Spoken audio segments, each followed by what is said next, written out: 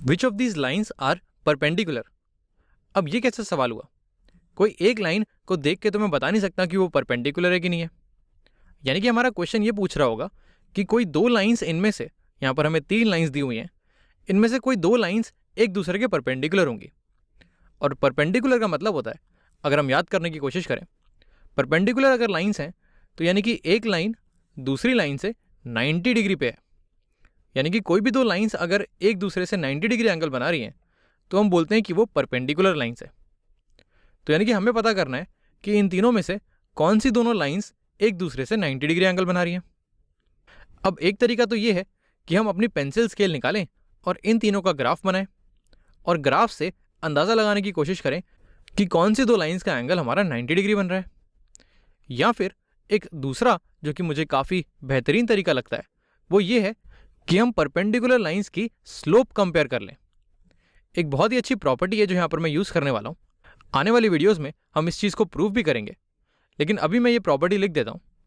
अगर मेरे पास 2 लाइन्स हैं और एक की स्लोप है m1 और दूसरी लाइन की स्लोप है m2 और ये दोनों परपेंडिकुलर हैं, तो मैं बोल सकता हूँ कि m1 into m2, m1 multiplied by m2, m1 into m2 ये बराबर होता है -1 के। कोई भी 2 परपेंडिकुलर लाइन्स की स्लोप अगर हम लें, उन्हें मल्टीप्लाई करें आपस में, तो हमें -1 मिलता है। और इसका उल्टा भी ट्रू है। अगर हमें 2 स्लोप दी हुई हैं और उनको हमने मल्टीप्लाई करके देखा कि वो -1 आ रहा है, तो हम ये बोल सकते हैं कि वो दोनों लाइन्स हमारी परपेंडिकुलर होंगी।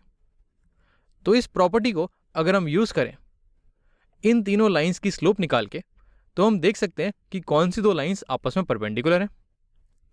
इसके लिए हमें इन तीनों लाइन्स की स्लोप चाहिए होगी और स्लोप निकालने का हमारे पास एक तरीका है।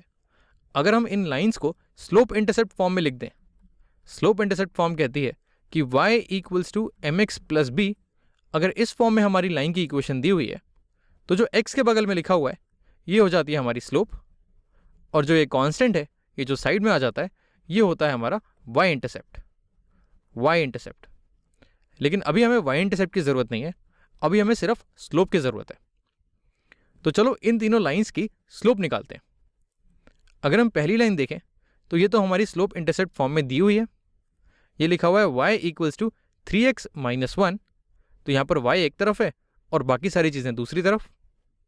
तो यहाँ पर अगर मैं देखूँ तो x के बगल में लिखा हुआ है 3, यानी कि इस लाइन की स्लोप हो जाएगी, यहाँ पर मैं लिखता हूँ ma, क्योंकि ये मेरी a वाली लाइन है, ma हो जाएगी मेरी 3।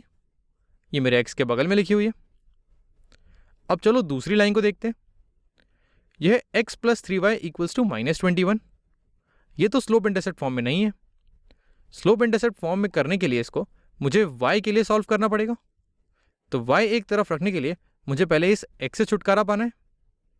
तो अगर मैं दोनों साइड x सब्ट्रैक्ट करूं तो ये इक्वेशन हो जाएगी, लेफ्ट साइड हो जाएगा मेरा 3y plus x minus x और राइट साइड हो जाएगी -21 माइनस एक्स। ये प्लस x माइनस एक्स आपस में कट जाएगा, ये बचेगा 3y equals to -21 minus x. अब अगर दोनों साइड में 3 से डिवाइड कर दूं, डिवाइडेड बाय 3, तो ये हो जाएगा y इक्वल्स टू, मैं पहले x की टर्म लिखता हूँ, ये है -1/3 x और यह है -21/3 यानी कि -7।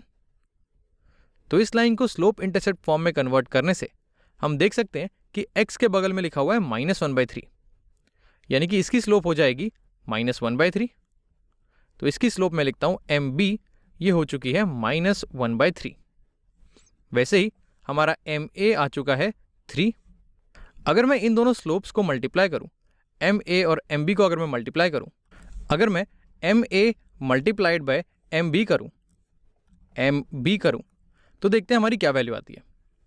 ma है हमारा 3, ये है हमारा 3, और mb है हमारा -1/3, ये है हमारा -1/3। इन दोनों को जब हम मल्टीप्लाई करते हैं तो इस 3 से ये 3 कट जाता है, यहाँ पर बचता है सिर्फ -1। अब इसका मतलब ये हुआ कि इन दोनों की स्लोप्स को मल्टीप्लाई करते हैं तो हमें -1 मिलता है। और अगर ऐसा है तो हम बोल सकते हैं, ये जो प्रॉपर्टी हम लगाना चाह रहे हैं ये यहाँ पर बहुत अच्छे से लग रही है।